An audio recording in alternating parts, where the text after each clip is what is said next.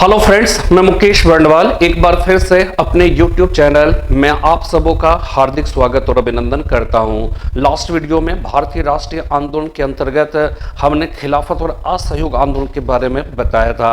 हमने आपको इस बात की जानकारी दी थी कि किस तरह से इस आंदोलन ने भारतीय राष्ट्रीय आंदोलन में गांधी जी को स्थापित किया। हमने आपको इस बात की भी जानकारी दी थी कि खिलाफत का मुद्दा आखिर में था क्या और वो किस वजह से ब्रिटिश सरकार से भारत के मुस्लिम्स नाराज हुए। और जब गांधी जी ने एक आंदोलन का आह्वान ब्रिटिश शासन के खिलाफ किया तो ये सारे मुस्लिम्स भी उसमें शामिल हो गए। हमने आपको बताया था कि तुर्की के साथ किस तरह का बुरा सलूक मित्र राष्ट्र के द्वारा प्रथम विश्व युद्ध के बाद किया गया था, जिससे भारत के मुस्लिम्स जो है वो खफा थे।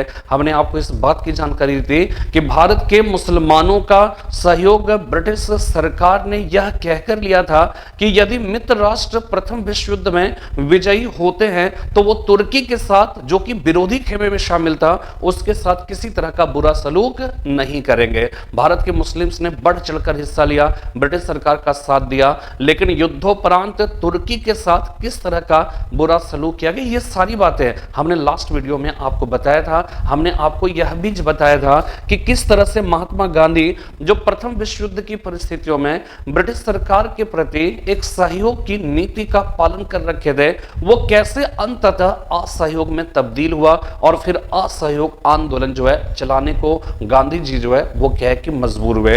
और इस तरह से महात्मा गांधी का एक तरह से भारतीय राष्ट्रीय आंदोलन में उनका उभार हुआ और किस तरह से राष्ट्रीय आंदोलन एक नए चरण में प्रवेश किया और किस तरह से अंततः उसने जो है ब्रिटिश सरकार को भारत छोड़ने के लिए मजबूर कर दिया। ये सब लास्ट वीडियो में हमने उसका कॉन्सेप्चुअल जो है एक्सप्लेनेशन दिया था। उम्मीद करता हूं कि आप सबने देखा होगा और मैं आपसे जो कि इस वीडियो से हमसे जुड़ रहे हैं, मैं उनसे ये रिक्वेस्ट करूंगा कि आप पुरानी वीडियोस देखिए और खासकर इस बात को, इस वीडियो में जो बात मैं कह रहा हूं उस बात को समझने के लिए इसके जस्ट पहले का जो वीडियो खिलाफत और असहयोग आंदोलन का पार्ट 1 है उसको जरूर देखें। उसको देखने के बाद फिर जब इसको देखेंगे तो ये बात कहीं बेहतर तरीके से समझ में आएगी। ठीक है, अब हमें क्या करना है, उसी बात को, उस असहयोग आंदोलन, खिलाफत आंदोलन का जो पार्ट 1 था वो इनकम्प्लीट था, ठीक है ना, वो पूरा कंप्लीट नहीं हुआ था। आज के इस वीडियो में हम उसको कंप्लीट करेंगे।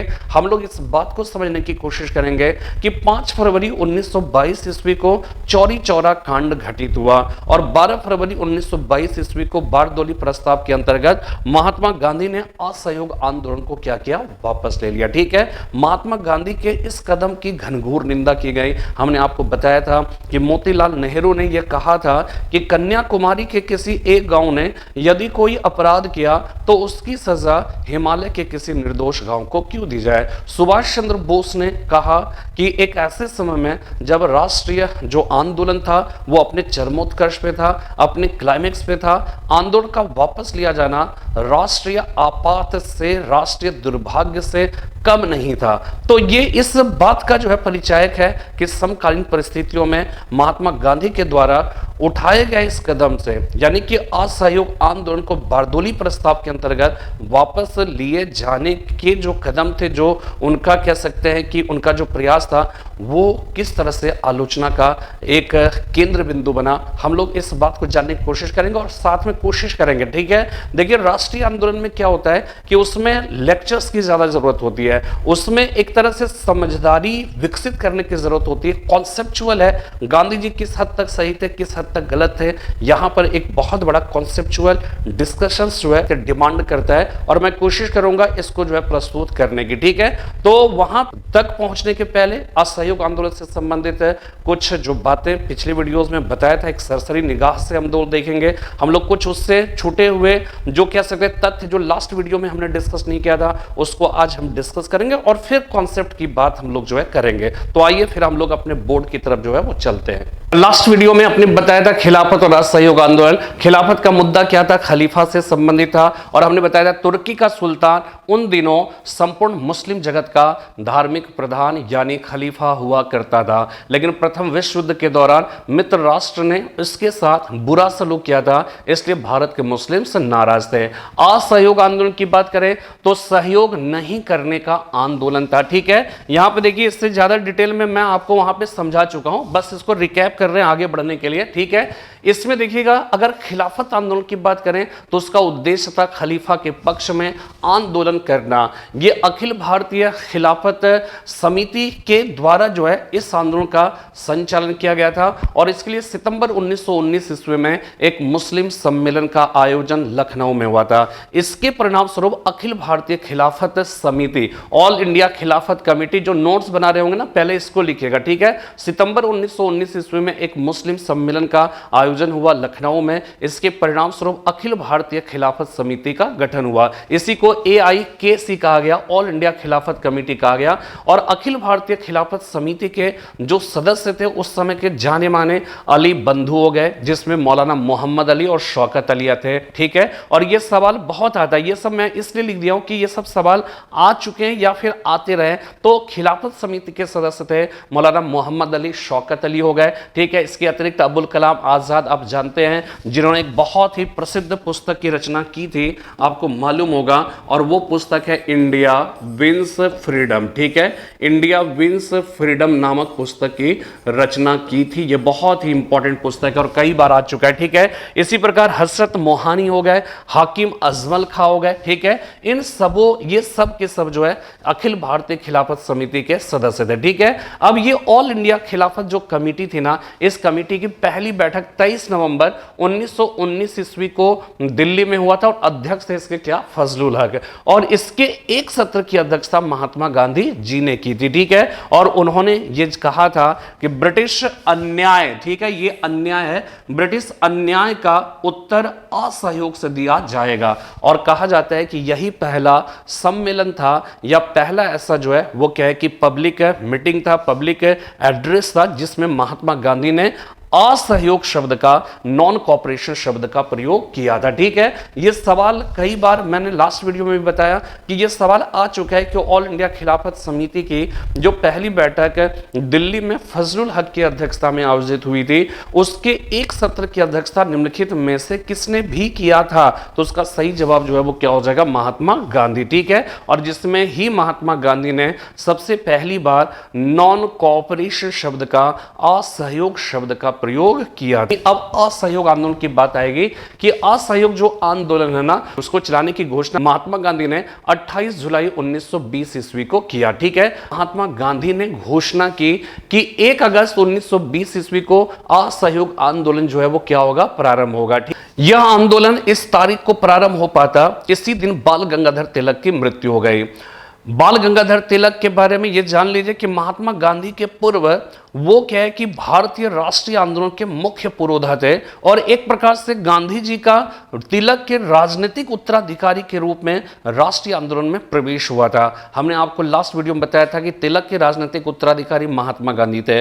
महात्मा गांधी के राजनीतिक उत्तराधिकारी कौन हो जाएंगे, जवाहरलाल नेहरू। तो तिलक की मृत्यु पर महात्मा गांधी ने कहा था कि मेरा सबसे प्रबल सहारा मुझसे छूट गया, वह जो मनुष्यों का सिरमौर था अब नहीं रहा। किसने कहा, महात्मा गांधी ने कहा। यह सवाल आ चुका है कि बाल गंगाधर तिलक की मृत्यु पर किसने यह कहा था कि मेरा सबसे प्रबल सहारा मुझसे छूट गया, वह जो मनुष्यों का सिरमौर था अब नहीं रहा। तो ये जो है महात्मा गांधी ने कहा था। और सबसे बड़ी बात क्या है कि बाल गंगाधर तिलक ने अपनी मृत्यु के पूर्व इस आंदोलन को अपना आशीर्वाद जो है वो दे दिया था। ठीक है, और मोहम्मद अली जिन्ना का एक फेमस स्टेटमेंट है जो बाल गंगाधर तिलक के लिए उन्होंने कहा था कि तिलक एक चतुर तथा व्यवहारिक राजनीतिज्ञ हैं। ठीक है, मोहम्मद अली जिन्ना ने बाल गंगाधर तिलक के लिए कहा कि वे एक चतुर तथा व्यवहारिक राजनीतिज्ञ हैं, जबकि जो है महात्मा गांधी ने कहा था उनकी मृत्यु पर कि मेरा सबसे प्रबल सहारा मुझसे छूट गया, वह जो मनुष्यों का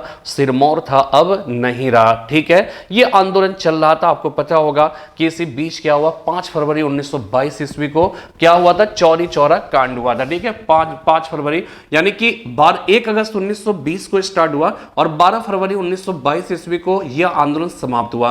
कौन से प्रस्ताव के अंतर्गत यह सवाल आ चुका है, बारदोली प्रस्ताव के अंतर्गत इस आंदोलन को महात्मा गांधी ने वापस ले लिया। क्यों वापस लिया, किस वजह से, तो चौरी चौरा कांड के कारण 5 फरवरी 1922 ईस्वी को। ठीक है, तो यह बात भी आपको समझ में आ गई। इसके बाद देखिएगा कि आंदोलन और कांग्रेस यानी कि 1 अगस्त 1920 को बाल गंगाधर तिलक की डेथ तो हो गई, ठीक है, उस दिन, लेकिन महात्मा गांधी ने आंदोलन का जो कार्यक्रम था 1 अगस्त को स्टार्ट होना था, उस कार्यक्रम को उन्होंने पोस्टपोन नहीं किया, बल्कि उन्होंने ये कहा कि इसी दिन ये आंदोलन प्रारंभ होगा और आंदोलन प्रारंभ करके हम बाल गंगाधर तिलक को सच्ची श्रद्धांजलि दे सकेंगे और इसी तारीख को यह आंदोलन जो है वो क्या हो जाता है, प्रारंभ हो जाता है, ठीक है ना। आंदोलन प्रारंभ हो गया, लेकिन सबसे बड़ी बात क्या है कि आंदोलन गांधी जी ने स्टार्ट तो कर दिया, लेकिन अब उसे कांग्रेस का समर्थन प्राप्त करना जरूरी था और इसी वजह से क्या हुआ कि सितंबर 1920 में कांग्रेस की विशेष बैठक कलकत्ता में आयोजित हुई, जिसके अध्यक्ष लाला लाजपत राय थे और गांधी जी ने स्वयं असहयोग आंदोलन को पेश किया इसमें, ठीक है ना। इन्होंने स्वयं असहयोग आंदोलन को पेश किया। ये सारी बातें मैंने लास्ट में बताया, इसलिए थोड़ा सा फास्ट में बता रहा हूं। इसमें विरोध के बावजूद भी पेश हुआ, ठीक है, इसमें विरोध के बावजूद भी ये जो है ये दोबारा लिख गया, ठीक है, विरोध के बावजूद भी ये पेश हुआ। और विरोध किसने किया, तो एनी बेसेंट ने किया, मोहम्मद अली जिन्ना ने किया, सीआर दास ने किया, ठीक है, मोतीलाल नेहरू ने किया। क्यों किया, इसके बारे में लास्ट वीडियो में हमने डिटेल में जो है वो जानकारी दी है, ठीक है ना। तो सितंबर 1920 में गांधी जी ने खुद प्रस्तुत किया, विरोध हुआ, बावजूद इसके बहुमत से क्या हो गया, पारित हो गया, ठीक है ना। इसके बाद देखिएगा कि अगस्त सितंबर 1920 में, ठीक है ना। अब देखिए यहां पे दिसंबर 1920 में नागपुर अधिवेशन में हुआ, नागपुर अधिवेशन हुआ, जिसके अध्यक्ष सी विजय राघवाचार्य था। हमने आपको बताया था कि यहां पे शॉर्ट में समझना जरूरी है बात को आगे बढ़ाने के लिए कि सीआर दास ने, मोतीलाल नेहरू ने असहयोग आंदोलन के महात्मा गांधी के प्रस्ताव का विरोध इसलिए किया था कि उनको पूरे आंदोलन से कोई प्रॉब्लम नहीं थी। प्रॉब्लम यह थी कि असहयोग में जो चुनाव के बहिष्कार का जो मामला था वो उससे इत्तेफाक नहीं रखते थे। उनका यह कहना था कि 1919 का जो मॉन्टेग्यू चेम्सफोर्ड अधिनियम पारित हुआ है, उस मॉन्टेग्यू चेम्सफोर्ड सुधार अधिनियम, ठीक है, उस मॉन्टेग्यू चेम्सफोर्ड सुधार अधिनियम के अंतर्गत प्रांतों में जिस द्वैध शासन को लागू करने की बात की गई है, उस द्वैध शासन को लागू करने के लिए इलेक्शन होगा और 1919 के अधिनियम के अंतर्गत नवंबर 1920 में चुनाव होने वाले थे। अगस्त 1920 में असहयोग आंदोलन प्रारंभ हुआ, सितंबर 1920 में कलकत्ता कांग्रेस अधिवेशन हुआ, नवंबर 1920 में असहयोग आंदोलन होने वाला था और उसमें चुनाव का बहिष्कार, चुनाव का आयोजन होने वाला था, उसमें चुनाव के बहिष्कार की बात थी। तो यहां पर जो सितंबर 1920 में नवंबर के पहले जो कलकत्ता कांग्रेस अधिवेशन हुआ, उसमें सीआर दास, मोतीलाल नेहरू ने विरोध किया। उन्होंने कहा कि नहीं, चुनाव का बहिष्कार नहीं होना चाहिए, हम लोग चुनाव में भाग लेंगे, ठीक है ना। क्यों भाग लेंगे उसके बारे में हमने बताया था कि वो ये सोचते थे कि अगर चुनाव में भाग नहीं लेंगे तो वो लोग हमारी जगह पर संसद में प्रवेश कर जाएंगे, जो कि क्या करेंगे, जो ब्रिटिश सरकार के पिछलग्गू बनकर देश को नुकसान पहुंचाएंगे, इसलिए हम लोगों को चुनाव लड़ना चाहिए। लेकिन जो गांधी जी थे और उनके समर्थक जो थे, उन लोगों का यह कहना था कि नहीं, असहयोग आंदोलन प्रारंभ हो चुका है और असहयोग के कई कार्यक्रम में से एक कार्यक्रम है चुनाव का बहिष्कार करना, तो यह चुनाव का बहिष्कार होगा। सीआर दास, मोतीलाल नेहरू उससे इत्तेफाक नहीं रखते थे। तो इसी बीच में क्या हुआ कि चुनाव में भाग ले या ना ले, तब तक जो है वो क्या है, नवंबर 1920 में चुनाव हो गया। तो इसके बाद क्या हुआ, दिसंबर 1920 में नागपुर अधिवेशन हुआ। तो इसमें अब चुनाव का मुद्दा नहीं था, चुनाव का मुद्दा अब खत्म हो चुका था, ठीक है ना। इसलिए सीआर दास, जिसने कलकत्ता कांग्रेस अधिवेशन में इस प्रस्ताव का विरोध किया, सीआर दास ने असहयोग आंदोलन का प्रस्ताव रखा, ठीक है, असहयोग आंदोलन का प्रस्ताव रखा। हमने बताया यह बहुत ही इंपॉर्टेंट है कि कलकत्ता बैठक में जिसने विरोध किया, नागपुर अधिवेशन में वो समर्थन में प्रस्ताव रख रहे हैं, असहयोग आंदोलन का प्रस्ताव रख रहे हैं, ठीक है। तो ये एक इंपॉर्टेंट बात है। और इस तरह से अगस्त 1920 से जो आंदोलन चल रहा था, सितंबर 1920 में कांग्रेस की एक विशेष बैठक में उसके समर्थन में बहुमत से प्रस्ताव पास किया गया। इसके बाद दिसंबर 1920 में कांग्रेस के वार्षिक अधिवेशन में इसका समर्थन जब किया गया, तो यह आंदोलन अपना तीव्र रुख जो है अख्तियार कर लिया, अपनी तीव्र गति जो है वो प्राप्त कर ली। अब यहां पे देखिए, थोड़ी सी बात यहां पे समझिएगा कि असहयोग की जब हम बात करते हैं, ठीक है ना, जब हम असहयोग की बात करते हैं तो यहां पे देखिए समझना क्या है, समझना यह है कि असहयोग का मतलब है सहयोग नहीं करना, ठीक है, सहयोग नहीं करना इसका मकसद है, उद्देश्य, ठीक है। तो सहयोग नहीं कैसे करेंगे? तो पहला जो है उन्होंने कहा उपाधियों को लौटाएंगे। तो इसलिए एक सवाल जो है बहुत ही इंपॉर्टेंट आता है कि असहयोग आंदोलन में असहयोग का पहला कार्यक्रम क्या था? तो उपाधियों को लौटाना। और इसीलिए महात्मा गांधी ने इस आंदोलन की शुरुआत की थी किससे? कैसरे हिंद की उपाधि लौट आकर। इसलिए ध्यान ये रखिएगा, मैंने आपको बताया था कि जालियांवाला बाग कांड जब हुआ तो उस समय रविन्द्रनाथ टैगोर ने सर अथवा नाइटहुड की उपाधि लौटाई, सरोजनी नायडू ने उस समय कैसरे हिंद की उपाधि लौटाई थी, लेकिन महात्मा गांधी ने कैसरे हिंद की उपाधि उस समय नहीं लौटाई थी, ठीक है ना, बल्कि उसे असहयोग आंदोलन के दौरान लौटाया। और कैसे? तो हमने आपको देखिएगा असहयोग आंदोलन के दो तरह के कार्यक्रम थे, नकारात्मक, रचनात्मक। नकारात्मक उसी को सकारात्मक, उसके बाद दूसरा सकारात्मक हो गया, उसी को रचनात्मक कहा गया। नकारात्मक का मतलब है धारण नहीं करेंगे, हम उपाधियों को धारण नहीं करेंगे, हम चुनाव में भाग नहीं लेंगे, हम सरकारी अदालतों में नहीं जाएंगे, हम सरकारी शिक्षण संस्थाओं में नहीं जाएंगे, और बात जब इससे भी नहीं बनेगी तो हम कर नहीं देंगे, लगान नहीं देंगे। तो सब में क्या है? नहीं है। सब में क्या है? नकारात्मक है, और इसीलिए इसे असहयोग का नकारात्मक कार्यक्रम कहा जाता है। लेकिन अब ये समझिए कि आप चुनाव में भाग नहीं लोगे, उपाधि धारण नहीं करेंगे, सरकारी शिक्षण संस्थाओं में नहीं जाएंगे, अदालतों में नहीं जाएंगे, कर नहीं देंगे, लगान नहीं देंगे, तो कुछ करोगे कि नहीं?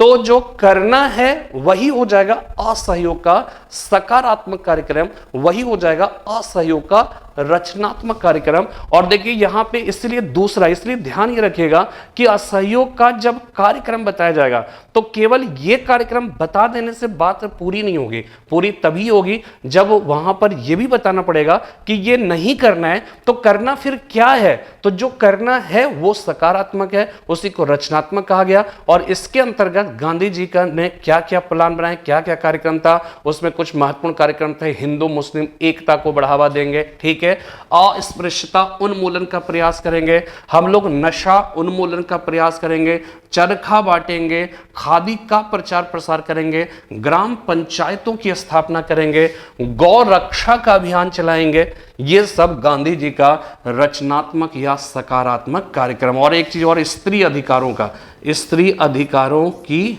हम बात करेंगे, ठीक है ना। ये सब जो है ये सब गांधी जी के रचनात्मक कार्यक्रम है, और ये जरूर याद रखिएगा, इसका आगे भी उपयोग है स्वराज्यवादी आंदोलन में, ठीक है। गांधी जी का जो रचनात्मक कार्यक्रम है वो गांधी जी के जीवन में काफी महत्व रखता था, ठीक है। अब लेकिन यहां पे नकारात्मक कार्यक्रम में समझिएगा, सबसे पहला कार्यक्रम था उपाधियों को लौटाकर। इसलिए जब भी सवाल पूछा जाएगा कि गांधी जी ने असहयोग का जो आंदोलन था, असहयोग के कौन से कार्यक्रम से स्टार्ट किया, कौन से कार्यक्रम से प्रारंभ किया, तो उसका सही जवाब होगा उपाधियों को लौटाकर। तो कौन सी उपाधि उन्होंने लौटाया? तो जो प्रथम विश्व युद्ध की परिस्थितियों में महात्मा गांधी ने जो सपोर्ट किया था ब्रिटिश सरकार का, उस सपोर्ट के बदले में ब्रिटिश सरकार ने खुश होकर उनको जो कैसरे हिंद की उपाधि दी, उस कैसरे हिंद की उपाधि गांधी जी ने असहयोग आंदोलन के दौरान लौटाकर। और यह घटना कब घटित होगी, कब उपाधि को लौटाएंगे? तो 1 अगस्त 1920 को, जिस दिन बाल गंगाधर तिलक की डेथ हुई, जिस दिन असहयोग आंदोलन प्रारंभ हुआ। और ये ध्यान रखिएगा, यहां पर हमने लास्ट वीडियो में यह भी बताया था कि बाल गंगाधर तिलक ने अपनी मृत्यु के पूर्व असहयोग आंदोलन को अपना क्या किया था? सपोर्ट दिया था, अपना जो है समर्थन दिया था, अपना आशीर्वाद दिया था, ठीक है ना। तो उपाधियों को लौटाकर महात्मा गांधी ने असहयोग आंदोलन को प्रारंभ किया। और ध्यान रखिएगा, उपाधियों को लौटाना था, इसमें चुनाव में भाग नहीं लेना था, यानी चुनाव का बहिष्कार करना था, सरकारी शिक्षण संस्थाओं का बहिष्कार करना था, अदालतों का बहिष्कार करना था। और यहां पे देखिए, नोटिस कर रहे होंगे, एक लाइन हमने यहां पे खींची है, और ये इसलिए खींची है, गांधी जी ने ये कहा कि पहले हम लोग आंदोलन के इन तरीकों का प्रयोग करेंगे, और असहयोग के ये सारे जो कार्यक्रम हैं नकारात्मक है, असहयोग हैं, लेकिन ये गैर कानूनी। गांधी जी ने कहा, एक तरह से समझ जाइए, असहयोग आंदोलन में जो कार्यक्रम थे ना, उसका 2 कैटेगराइजेशन था, ठीक है। इसकी बात को समझिएगा, ये बहुत ही सूक्ष्म बात मैं बता रहा हूं कि असहयोग आंदोलन के दौरान गांधी जी ने असहयोग के जो कार्यक्रम बनाए थे, उसके जो नकारात्मक जो कार्यक्रम थे, उस नकारात्मक कार्यक्रम को दो हिस्सों में रखा था।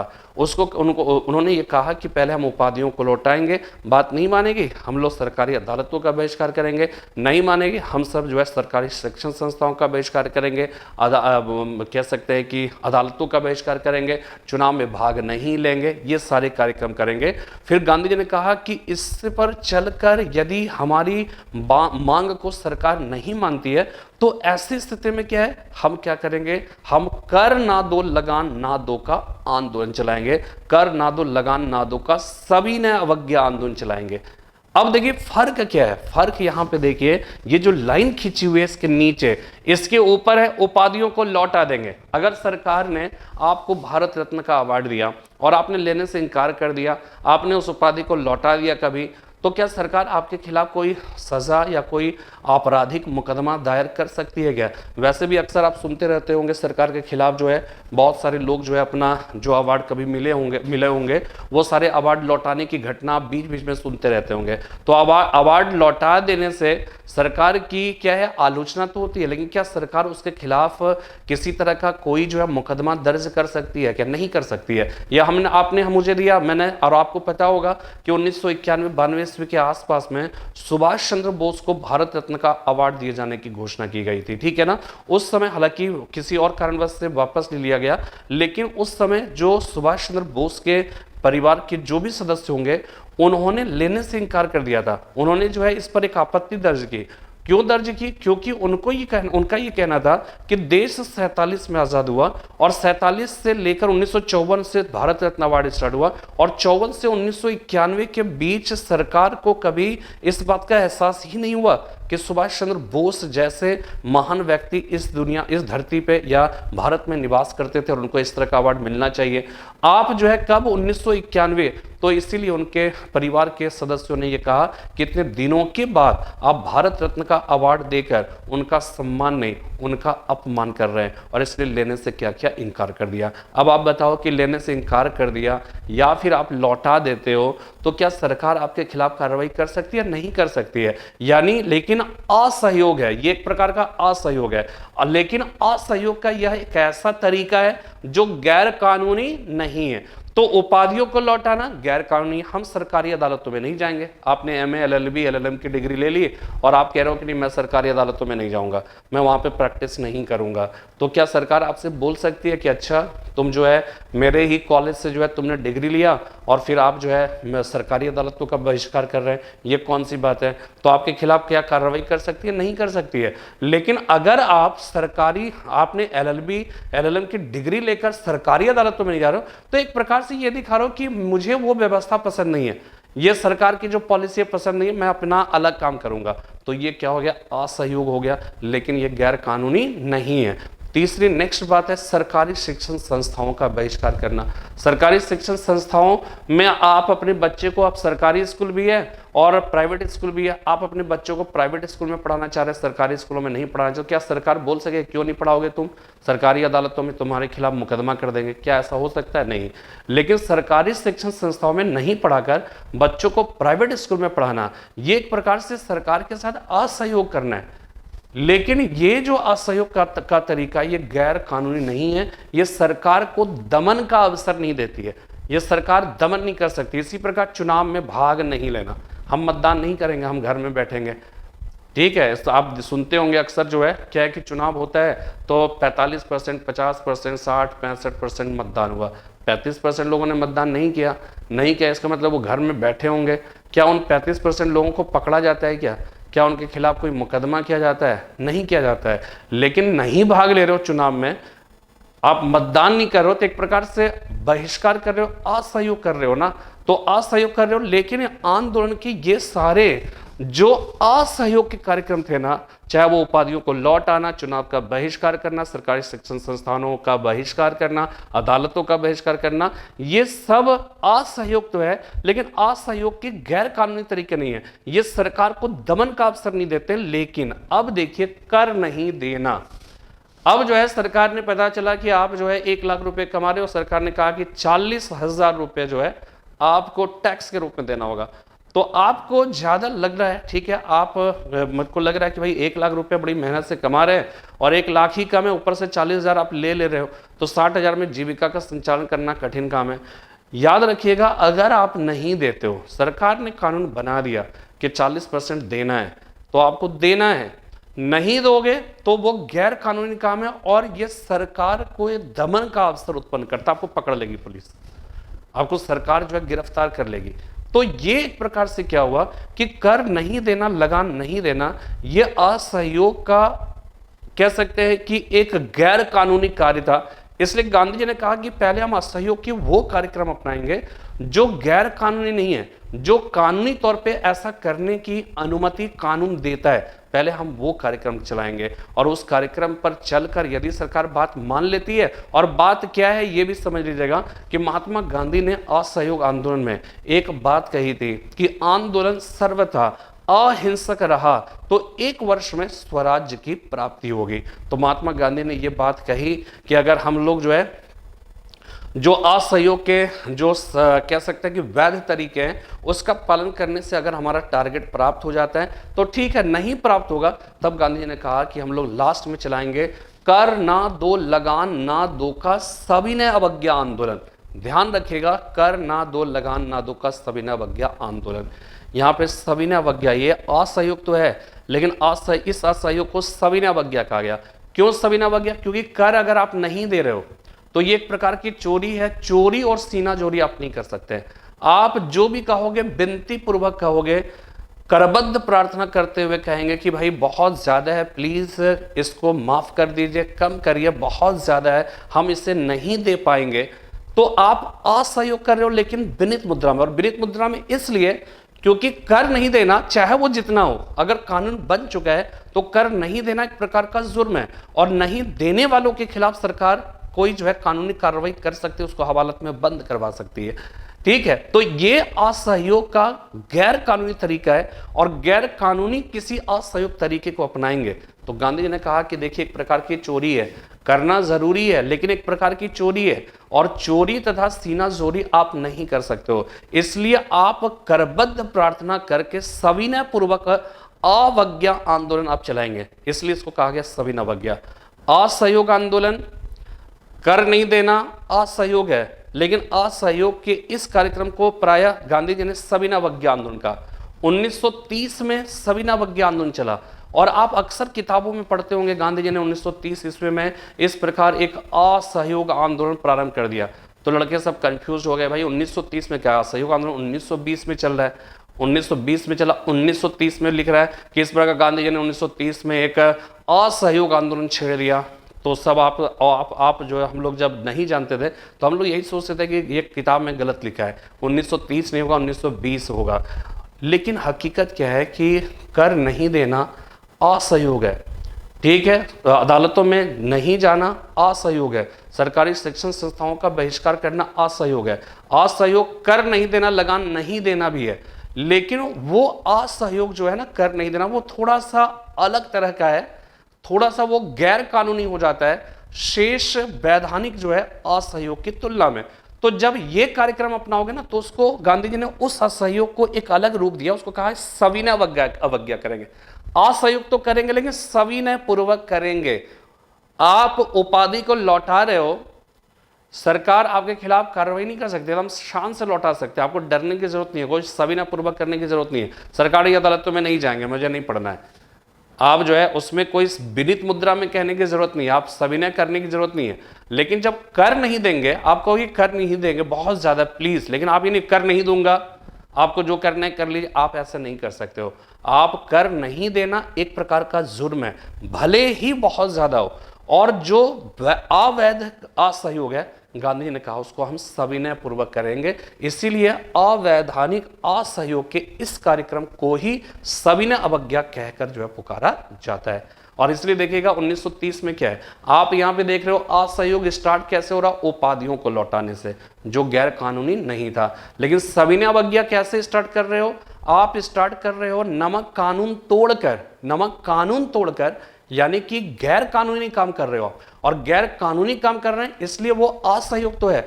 गांधी जी ने उसी को एक नाम दिया, कहा कि नहीं, ये जो असहयोग है इसको सविनय पूर्वक करना है, और इसीलिए एक नया नाम आया सविनय अवज्ञा। इसी को सिविल डिसओबीडियंस कहा गया। इसी को गांधी जी ने ये विचारधारा थोरो के सिविल डिसओबीडियंस नामक पुस्तक से ग्रहण किया था, और वो यही है कि असहयोग है, लेकिन जब हम गैर कानूनी तरीके अपनाएंगे असहयोग के, तो वहां पे सविनय पूर्वक हम वो काम करेंगे। ठीक है, तो ये आपको पूरी बात हमने बता दी। और ये ध्यान रखिएगा, रचनात्मक या सकारात्मक कार्यक्रम में हिंदू मुस्लिम एकता को बढ़ावा, अनटचेबिलिटी को दूर करने की बात है, नशा उन्मूलन की बात क्या है, चरखा काटने की बांटने की बात है, खादी का प्रचार करने की बात है, सूत काटने की, गांव-गांव में जाके पंचायतों की स्थापना करने की बात है, महिलाओं के अधिकारों की रक्षा की बात है। ये सारी बात गांधी जी के रचनात्मक कार्यक्रम में आते हैं। ठीक है ना। अब देखिए आंदोलन के से संबंधित ये जो घेर रखा है ना, ये सब के सब सवाल आ चुके हैं। ठीक है ना, इसलिए हमने इसको घेर दिया यानी आपके दिमाग में भी घिर जाना चाहिए। ठीक है, इसको दिमाग से हटने मत दीजिएगा। इसके पहले भी जितनी बातें बताई उसमें बहुत सारे सवाल हैं, ये ध्यान रखिएगा। कैसरे हिंद की उपाधि लौटाकर गांधी जी ने आंदोलन की शुरुआत की 1 अगस्त 1920 को, ये आपको पता है। इसी तरह से गांधी जी ने कैसे हिंद की उपाधि लौटाई, तो जमनालाल बजाज ने नवाब बहादुर की उपाधि लौटा दी। इसके आगे क्या है, हमने आपको बताया खिलाफत का मुद्दा जुड़ जाने की वजह से हिंदू मुस्लिम एकता का जबरदस्त प्रदर्शन हुआ। हमने आपको बताया था खिलाफत का आंदोलन जुड़ गया तो हिंदू मुस्लिम एकता का जबरदस्त प्रदर्शन हुआ। और हमने आपको यह भी जानकारी दी थी कि असहयोग आंदोलन और खिलाफत आंदोलन के दौरान हिंदू मुस्लिम एकता का जितना बेहतरीन प्रदर्शन हुआ, उतना अच्छा प्रदर्शन ना तो इसके पहले और ना ही बाद के किसी आंदोलन में हिंदू और मुस्लिम की एकता का मिसाल साबित हो पाया। ठीक है, तो ये अपने आप में जो है इंपॉर्टेंट है। और यहाँ पे क्या है, क्या अब जो है वो एकता का प्रदर्शन हुआ कैसे, तो हमने आपको बताया अली बंधुओं की भूमिका महत्वपूर्ण थी। इसके बाद देखिए सैफुद्दीन किचलू, पंजाब में लोकप्रिय नेता थे सैफुद्दीन किचलू, लेकिन मुस्लिम थे, लेकिन वहां पर हिंदू मुस्लिम एकता का इतना प्रदर्शन, सिख है सब हिंदू मुस्लिम सिख ईसाई भाई भाई का जो कह सकते हैं कि कॉन्सेप्ट था वहां पे इतना ज्यादा फलीभूत हो रहा था कि पंजाब के सिखों ने सैफुद्दीन किचलू को स्वर्ण मंदिर की चाबियां सौंप दी। ठीक है, इसी प्रकार जो है आर्य समाजी नेता स्वामी श्रद्धानंद जो दिल्ली में रहते थे, जामा मस्जिद से भाषण देने के लिए मुस्लिम्स ने इनवाइट किया। ये इतना बेहतरीन नज़ीर है, ये इस बात का जो है वो क्या है कि मिसाल है कि हिंदू मुस्लिम एकता का किस तरह से जो है प्रदर्शन हुआ। और यहाँ तक कि आप समझिएगा इस पूरे असहयोग आंदोलन के दौरान सबसे पहली बार सर्वप्रथम मौलाना मोहम्मद अली जो कि अली बंधुओं में से एक थे गिरफ्तार किया गया। सर्वप्रथम मौलाना मोहम्मद अली को इसमें गिरफ्तार किया गया। महिलाओं में सबसे पहली बार गिरफ्तार किया गया था बासंती देवी जो चितरंजन दास की जो है पत्नी थी। ठीक है, ये भी एक फैक्ट हो गया। और इस आंदोलन में अली बंधुओं की भूमिका सर्वाधिक महत्वपूर्ण थी। और अली बंधु में इसके पहले हमने बताया था 2 भाई थे, मौलाना मोहम्मद अली और शौकत अली। ठीक है, ये बात हो गई। इसके बाद गांधी जी ने कहा था, हमने आपको बताया कि आंदोलन यदि अहिंसक रहा तो 1 वर्ष में स्वराज की प्राप्ति होगी। ये सवाल आ चुका है कि किस आंदोलन के दौरान ये बात गांधी जी ने कही थी। इसी आंदोलन के दौरान गांधी जी ने आजीवन लंगोट धारण करने का निर्णय लिया। ठीक है, इसी आंदोलन के दौरान चूंकि विदेशी वस्तुओं का शिक्षण संस्थाओं का बहिष्कार किया गया तो बच्चों के पढ़ने के लिए स्वदेशी शिक्षण संस्थाओं की स्थापना की गई। इसी दौरान गुजरात विद्यापीठ, बिहार विद्यापीठ, बनारस विद्यापीठ आदि स्वदेशी शिक्षण संस्थाओं की स्थापना हुई। इसमें विदेशी वस्त्रों की होली जलाई, चूंकि बहिष्कार आंदोलन भी था तो इसमें विदेशी वस्त्रों की होली जलाई गई। तो विदेशी वस्त्रों की होली जलाए जाने को टैगोर ने निष्ठुर बर्बादी कहकर पुकारा था। निष्ठुर बर्बादी, टैगोर ने महात्मा गांधी के द्वारा असहयोग आंदोलन के दौरान विदेशी वस्त्रों को जलाए जाने की घटना को निष्ठुर बर्बादी कहा था। और निष्ठुर बर्बादी कहने के पीछे रविन्द्रनाथ टैगोर क्या कहने का रीजन ये था कि रविन्द्रनाथ टैगोर ये सोचते थे कि बहिष्कार अगर कह सकते हैं कि जो बहिष्कार है जो कह सकते हैं कि यह एक ऐसी पद्धति है जो वास्तव में हम जब बहिष्कार करते रहा तो बहिष्कार करते करते क्या होता है कि हम उन चीजों का भी बहिष्कार करने लगते हैं जिसे वास्तव में हमें बहिष्कार नहीं करना चाहिए।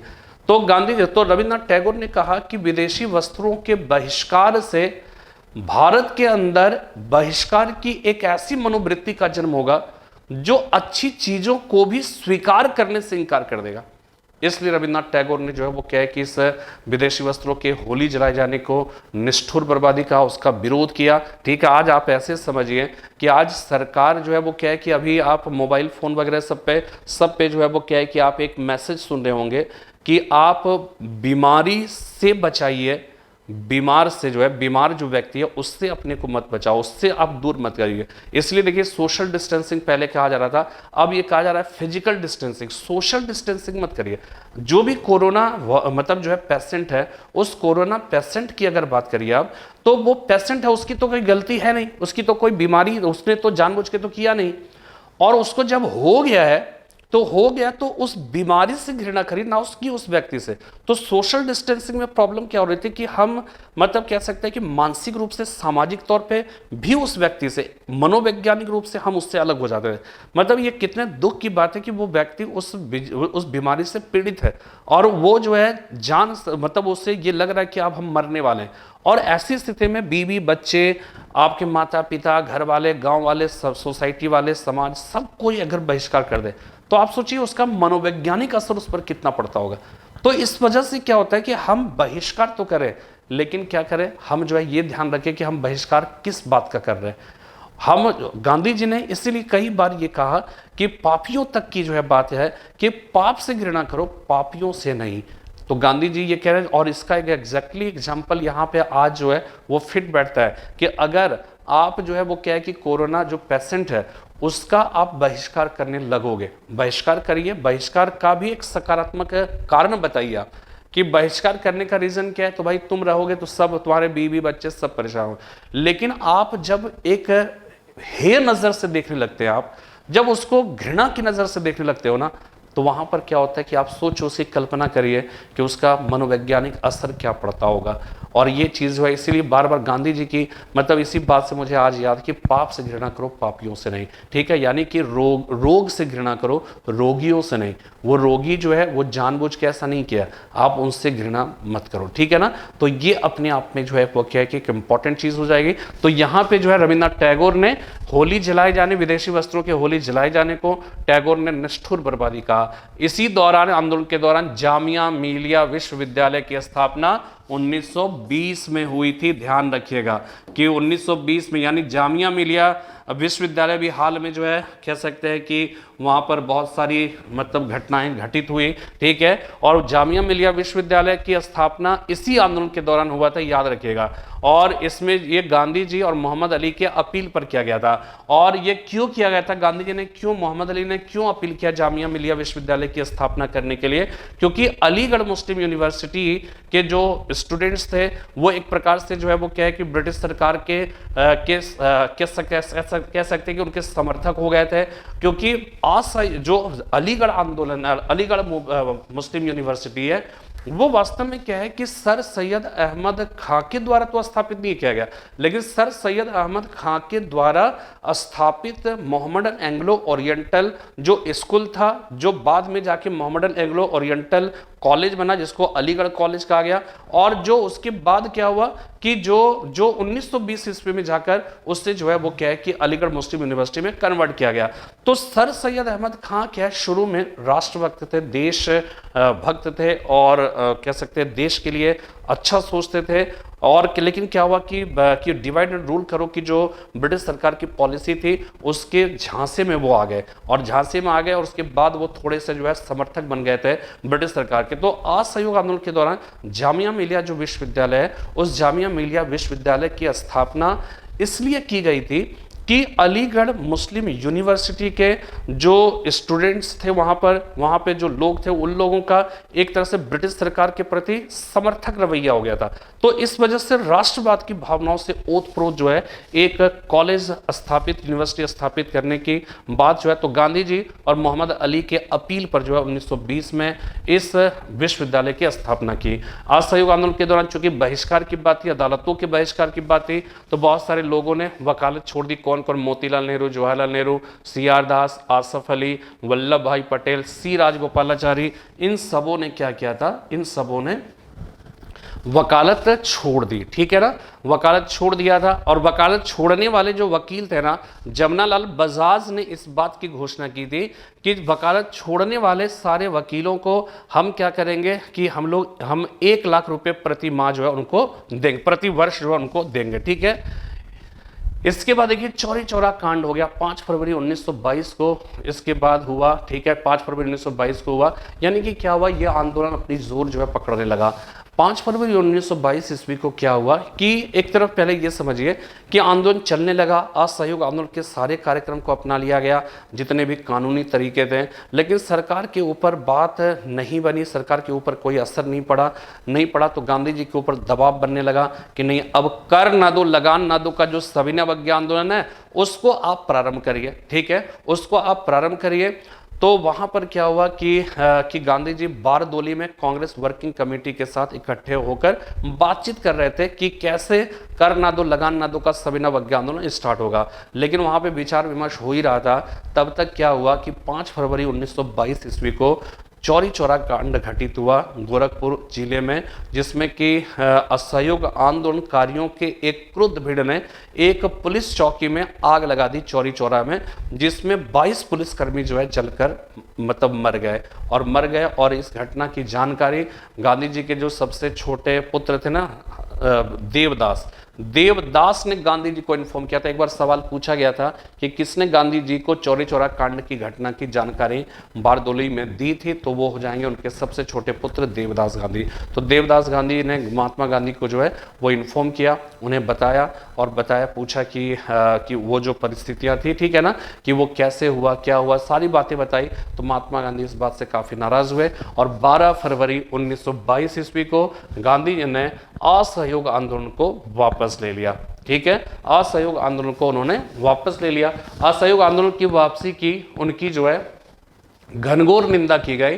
मोतीलाल नेहरू ने यह कहा कि यदि कन्याकुमारी के किसी एक गांव ने कोई अपराध किया तो उसकी सजा हिमालय के किसी निर्दोष गांव को क्यों दी जाए। इसी प्रकार जो है ये कहा गया कि एक ऐसे समय में जबकि आंदोलन अपने क्लाइमेक्स पे था, आंदोलन का वापस लिया जाना राष्ट्रीय आपात, राष्ट्रीय दुर्भाग्य से कुछ कम नहीं है। किसने कहा? सुभाष चंद्र बोस ने कहा, ठीक है। गांधी जी ने असहयोग आंदोलन को वापस ले लिया, ठीक है, आलोचना की गई। अब यहां पे देखिए समझने वाली बात है क्या कि सही किया कि गलत किया, और अलग से वीडियो में हम लोग इसकी जानकारी, इसकी पड़ताल करने की कोशिश करेंगे कि गांधी जी ने असहयोग आंदोलन को वापस लेकर कहां तक सही किया, कहां तक गलत किया, ठीक है। तो फिर हम लोग नेक्स्ट वीडियो में मिलते हैं, तब तक के लिए जय हिंद, जय भारत।